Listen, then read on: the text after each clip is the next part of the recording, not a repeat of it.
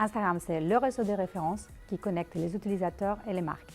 Les marques l'utilisent pour des objectifs multiples, pour faire participer et fédérer leur communauté, pour leur inspirer, montrer l'efficacité de leurs services après-vente, pour montrer leur transparence, pour raconter une histoire, bla bla bla. Mais comment savoir si la marque doit être présente sur Instagram ou médias? Voici les 4 éléments pour prendre votre décision. 1.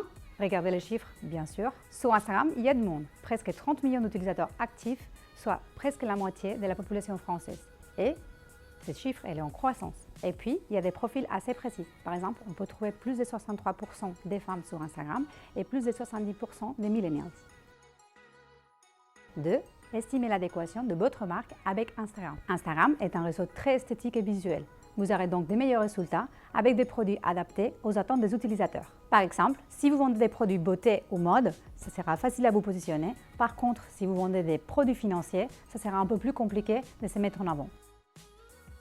3. Vérifiez que vos objectifs matchent avec ce qu'il est possible de faire sur Instagram. En particulier, Instagram c'est efficace pour améliorer la visibilité sur votre marque et vos produits, augmenter votre taux d'engagement, rediriger l'audience vers votre site internet et augmenter votre taux de conversion.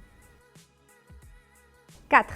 Pour vous déployer sur ce réseau, je vous recommande d'avoir des créations publicitaires propres à ce réseau. Et donc, pas de copie télé, pas de créa Facebook, pas de créa display ou autre. Pour la partie créa, je vous conseille de mixer des posts marketing produit avec des posts purement inspirationnels, afin de trouver le bon équilibre entre image de marque et mise en avant de produits. Le challenge étant de faire passer le message publicitaire, mais de manière inspirante.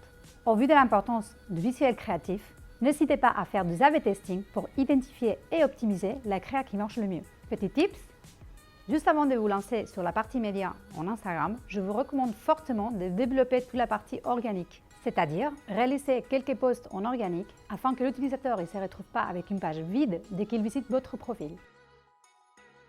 Si vous êtes e-commerçant, la question de la présence ou pas sur Instagram est plus que jamais à l'ordre du jour.